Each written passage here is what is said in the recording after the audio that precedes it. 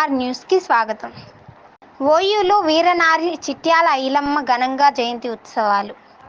Osmania university వేదికగా తెలంగాణ విద్యార్థి ఉద్యమకారుల వేదిక చైర్మన్ కంచర్ల బద్రి అధ్యక్షతన ఈరోజు తెలంగాణ రైతాంగ సాయుధ పోరాట యోధురాలు చిట్యాల ఐలమ్మ జయంతి ఉత్సవాలు ఘనంగా నిర్వహించడం జరిగింది.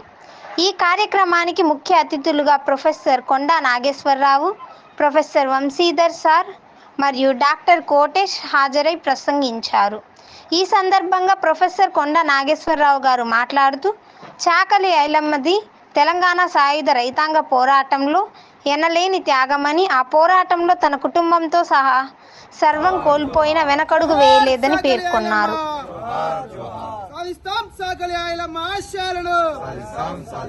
రాష్ట్ర ప్రభుత్వం వెంటనే కోటి యూనివర్సిటీకి చాకలి ఐలమ్మ పేరు పెట్టాలి.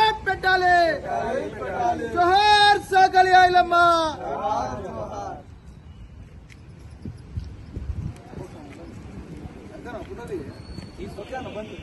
కొనసాగిద్దాం ఐలమ్మ ఆశయాలను,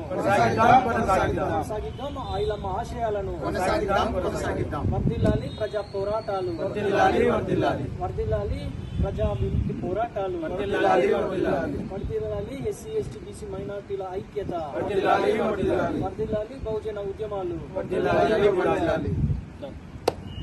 మూర్తి, అలాగే రవి, అమరులు లక్ష్య సాధన సమితి రాష్ట్ర నాయకులు అడ్వకేట్ రంజిత్ చే గారికి, ఏఐఎస్ఎఫ్ ఉదయ్ గారికి, ఇంకా మిత్రులందరికీ కూడా ఈ సందర్భంగా ఉద్యమాభినందనాలు తెలియజేస్తూ,